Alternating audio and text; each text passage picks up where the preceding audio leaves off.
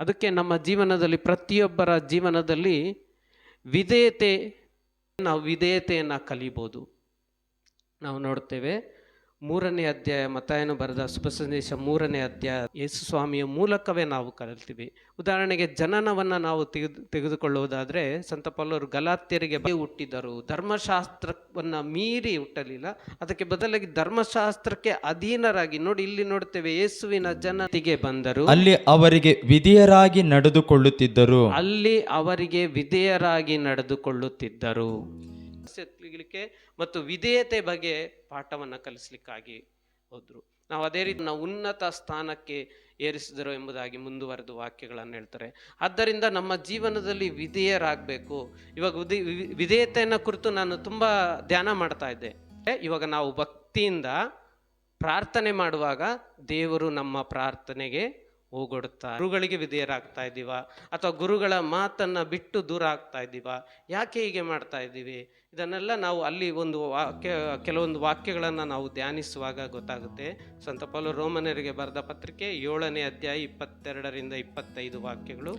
ನನ್ನ ಅಂತರಂಗದಲ್ಲಿ, ನೋಡಿ ಇಲ್ಲಿ ಹೇಳ್ತಾರೆ, ನನ್ನ ಅಂತರಂಗದಲ್ಲಿ ದೈವ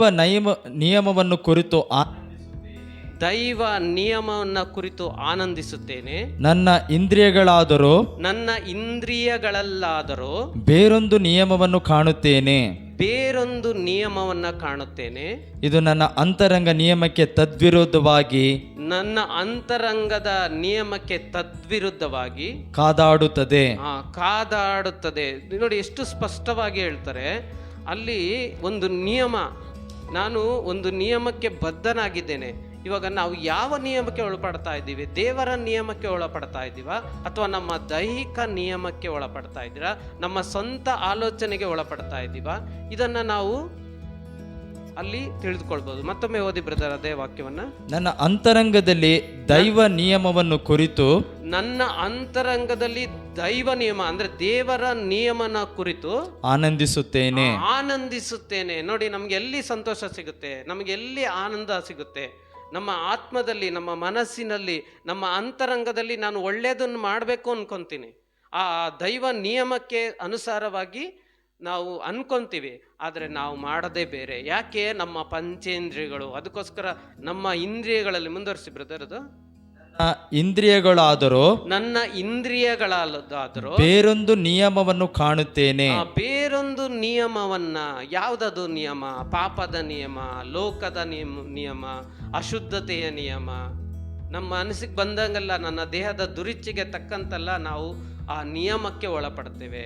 ಆದರೆ ನಾವು ನಮ್ಮ ಮನಸ್ಸಿನಲ್ಲಿ, ನಮ್ಮ ಆಲೋಚನೆಯಲ್ಲಿ, ನಮ್ಮ ಅಂತರಂಗದಲ್ಲಿ ಯಾವಾಗಲೂ ದೇವರ ನಿಯಮಕ್ಕೆ ಒಳಪಡಲು ನಾವು ಪ್ರಯತ್ನಿಸ್ತಾ ಇರಬೇಕು. ಸೊ ಅದು ನಮ್ಮನ್ನು ಬಿಡೋದಿಲ್ಲ. ಅದಕ್ಕಾಗಿ ಸಂತ ಪೌಲರಲ್ಲಿ ಹೇಳ್ತಾರೆ, ನಮ್ಮ ಇಂದ್ರಿಯಗಳಲ್ಲಾದರೂ, ನಮ್ಮ ಇಂದ್ರಿಯಗಳಲ್ಲಿ ಯಾವಾಗಲೂ ನಾವು ಯಾವ ನಿಯಮಕ್ಕೆ ಒಳಪಟ್ಟಿದ್ದೇವೆ? ನಮ್ಮ ಇಂದ್ರಿಯಗಳು ದೇವರ ನಿಯಮಕ್ಕೆ ಒಳಪಡಬೇಕು. ಮುಂದುವರಿಸಿ ಬ್ರದರ್.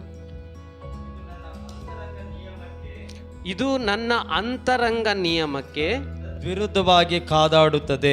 ತದ್ವಿರುದ್ಧವಾಗಿ ಕಾದಾಡುತ್ತದೆ. ಯಾಕೆ ಹಿಂಗೆ ಕಾದಾಡುತ್ತೆ? ನನ್ನ ಅಂತರಂಗದಲ್ಲಿ ಯಾವಾಗಲೂ ಯುದ್ಧ. ಯಾವುದದು ಯುದ್ಧ? ನಾವು ನೋಡ್ತೇವೆ, ನಮಗೆ ಆಗದೇ ಇರೋರು ನಮಗೆ ಶತ್ರುಗಳಾಗ್ತೀವಿ.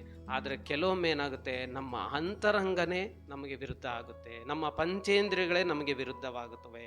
ಯಾಕೆಂದರೆ ನಾವು ದೇವರ ನಿಯಮದಲ್ಲಿ ಆನಂದಿಸ್ತೀವಿ, ಆದರೆ ಕಾರ್ಯಗಳನ್ನು ಮಾಡುವಾಗ ಅದಕ್ಕೆ ನುಡಿ, ನಡೆ ಎಲ್ಲವೂ ಕೂಡ